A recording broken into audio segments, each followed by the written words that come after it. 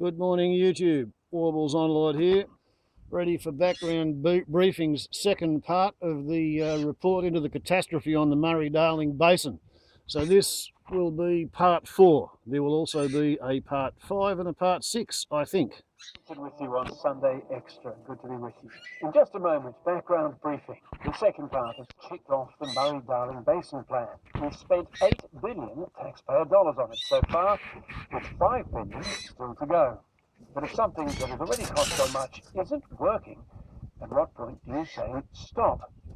This week on Background Briefing, part 2 of the special investigation into the Basin plan. If you missed part 1, you can catch up with it on the ABC Listen app or wherever you get podcasts. Around the country, a group of eminent scientists have signed what's called the Murray-Darling Declaration, calling for a halt to the whole Basin plan. They're worried about what Australia has actually gained for that amount of cash, and they say we need to stop and work it out. But far from slowing down, the plan is about to speed right up. Very soon, the Senate is facing a key vote, and at stake is the rest of the water we've yet to recover from the environment. So here investigates. Something smells bad. I'm at the very end of the Murray-Darling system with ecologist David Patton. He's an associate professor at the University of Adelaide. We've come to the North Lagoon of what's known as the Coorong, an internationally significant wetland. This has a smell. It's actually much better now than it was. Yeah, I was going to ask about the smell. What is the smell? Well, the smell is the actually rotting material. So this is the algae which is rotting. Can you see it there? It's just latched over it. David Patton lifts up something at our feet, which looks like a ropey white carpet. And I realise that everything around us is covered in rotting algae. So the algae has been bleached and it's just sort of caked over the rocks like wet paper that's dried, if that makes any sense. Like paper that's gone over rocks and just dried. That's a lovely description. Yeah. Ooh. And there we go. It's green underneath. Yeah, and you can sort of sense that sort of hydrogen sulfide type rotting smell that's going on here. The algae has choked up the lagoons of the Coorong and decimated the food chain. As you heard in part 1, for 2 years now there's been record low numbers of migratory shorebirds here in this internationally important wetland. So why is there so much algae? Well, David Patton says it's because although we've had 6 years of the Basin plan, there's still not enough water coming down the river over the barrages. And at the very end of the South Lagoon, there's a big drain. It releases surplus water from farmland into the salty South Lagoon. Everyone's against this high salinity, so it's, we've got a high salinity problem. We can solve that by putting water from the southeast, the southern end of this highly saline lagoon, which freshens that end. That has come in off agricultural land. It's had nutrients in it. 2 things which favour algal blooms, lowering the salinity and adding nutrients. So the whole of the South Lagoon now has a lot of nutrients in it. The drain is part of a system built by the South Australian government and completed 7 years ago. It's not part of the Basin plan, but soon it might be. Remember last week when David Patton and I found our path into the lagoons blocked off by construction? So we've stopped by the side of the road to the South Lagoon, and there's a little walking track, but there's another fence that's been put up, David. So it's very new. Half an hour ago this was open. I just can't believe it.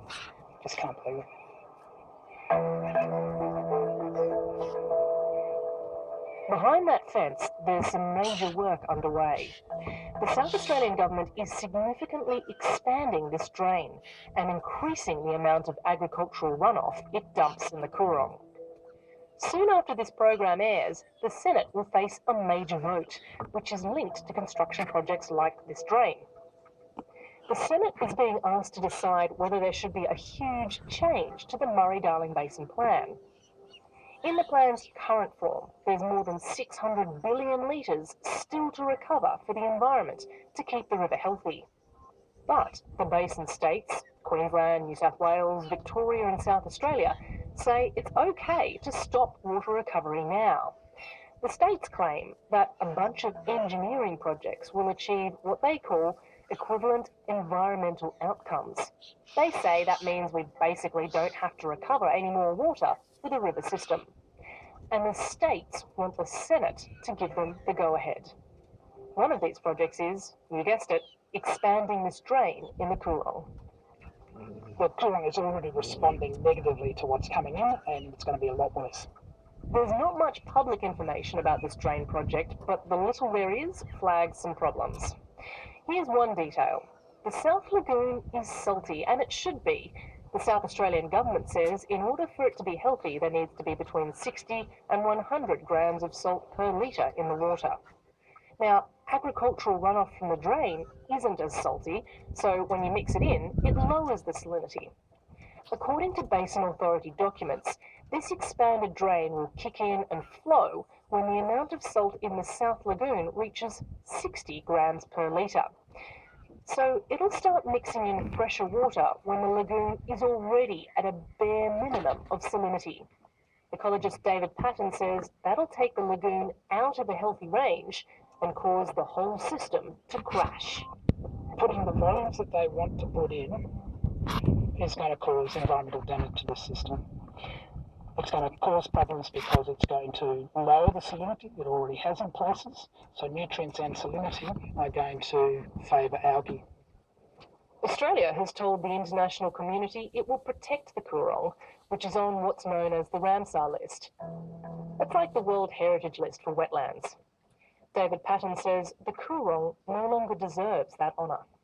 Should we blacklist the Coorong if this project goes ahead? Absolutely. It should probably have been blacklisted some time ago because we were failing to meet our obligations under international agreements. So the drain in the Coorong is just one of the engineering projects linked to this vote before the Senate. What are the others? Well, these projects are dotted throughout the basin, and if they go ahead, they're going to cost us more than $1 billion.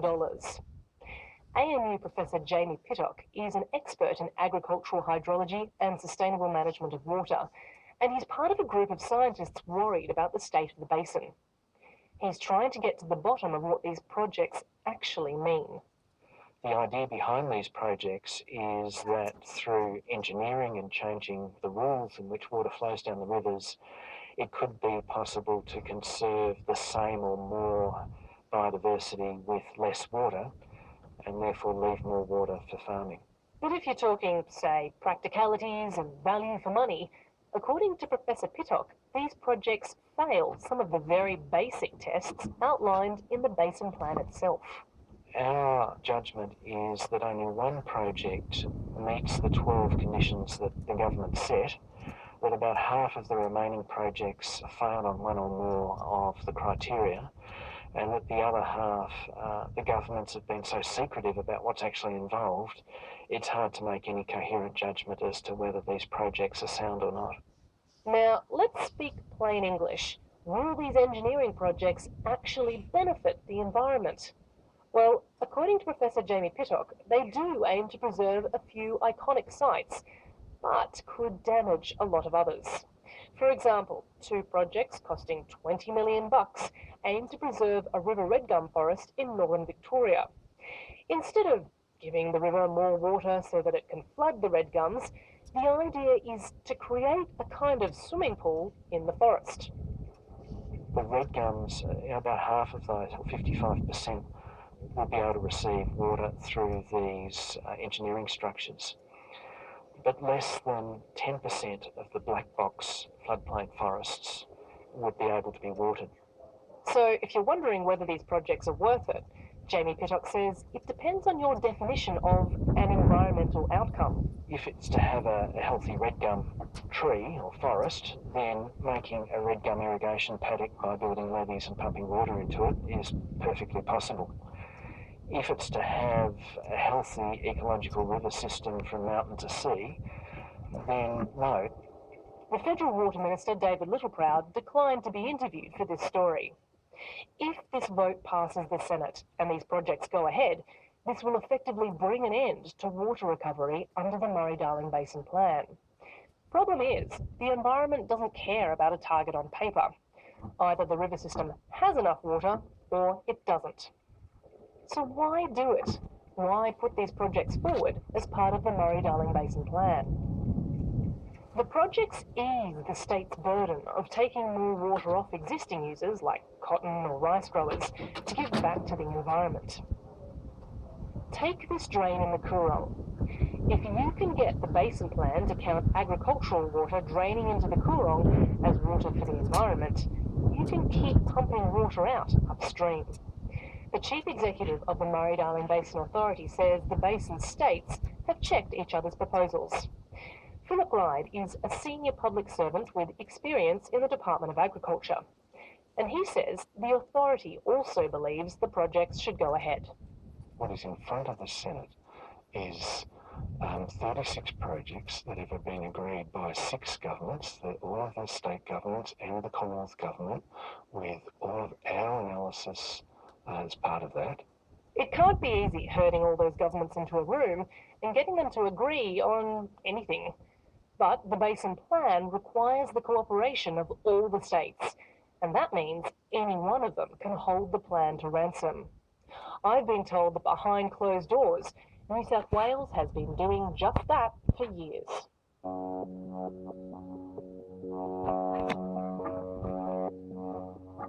Until recently, Marianne Slattery was the Director of Environmental Water Policy at the Murray-Darling Basin Authority. It was her job to make sure the environmental outcomes of the Basin Plan were on track. But 6 months ago, she left the authority frustrated and became a whistleblower. Can I just grab a glass of water? She's now a senior water researcher at the Australia Institute. I should have got you one at the start. Sorry, Bella, can we pause? In a rare interview, she tells me about an alleged deal done between the Murray-Darling Basin Authority, the MDBA, and New South Wales. I spoke to a senior person from the New South Wales government, and they told me that MDBA had done a deal with New South Wales back in 2014 for MDBA to go as soft as possible on New South Wales in terms of implementing the Basin Plan, to make sure that New South Wales government didn't walk away from the Basin Plan. Because they don't want to be left holding the can if New South Wales pulls out. And it looks like a failure of the policy. So we're very concerned that the whole policy will fail and fall over. When she heard that there was apparently a secret deal, Marianne Slattery says she suddenly understood what had been going wrong the whole time she'd been working at the authority, trying to protect water that had been set aside for the environment.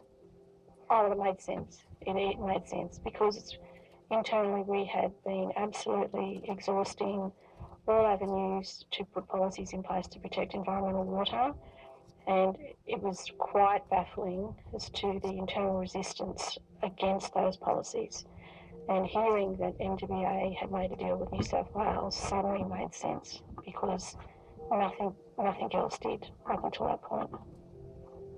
So I went back to the Murray-Darling Basin Authority and asked whether this was true, whether it had made a deal to go soft on New South Wales for the last 3.5 years because of threats from that state that it would pull out. In a written statement, the Basin Authority replied it is totally committed to delivering the Basin Plan in full and on time, and that successive governments, both state and federal, had repeatedly reaffirmed their commitment to the plan. A spokesman for the New South Wales Water Minister, Niall Blair, who first assumed a water portfolio in 2015, denies there was any such deal. Even if there was a deal done, the Basin Authority may still lose out.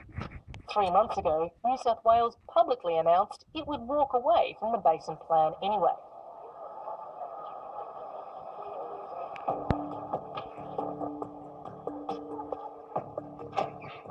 In Sydney's Martin Place, I meet the New South Wales Water Minister, Niall Blair, in his plush ministerial suite.